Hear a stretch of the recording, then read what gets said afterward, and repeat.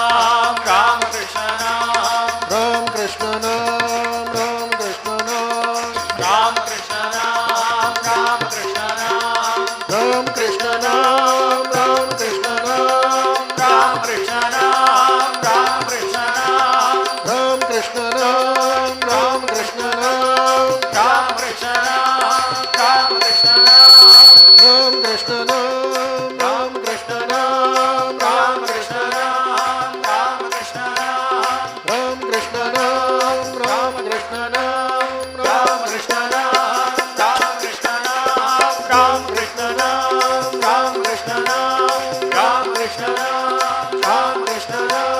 Ram Krishna Nam, Ram Krishna Nam, Ram Krishna Nam, Ram Krishna Nam, Ram Krishna Nam, Ram Krishna Nam. Bolo bolo re man Ram Krishna Nam.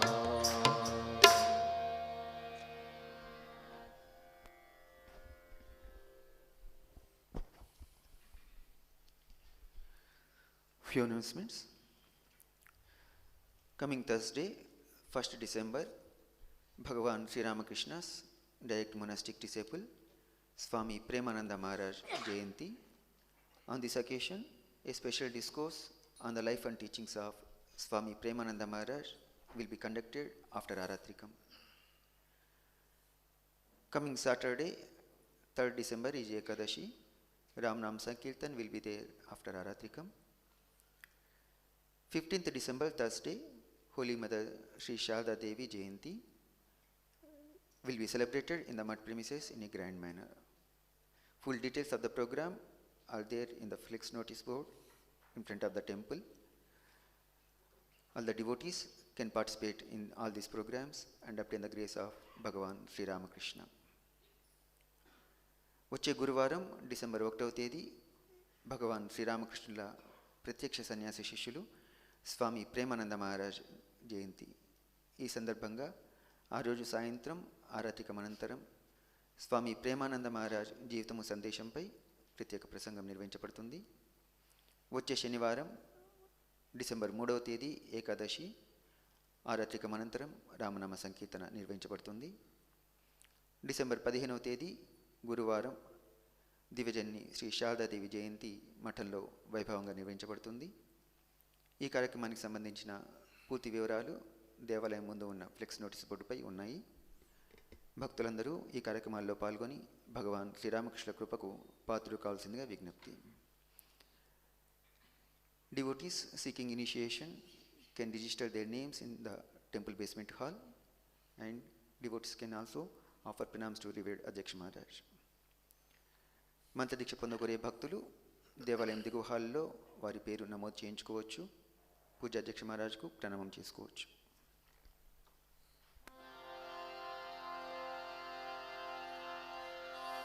जय भगवान श्री रामकृष्ण देव की जय जय श्री शारदा माई की जय जय स्वामी विवेकानंद महाराज जी की जय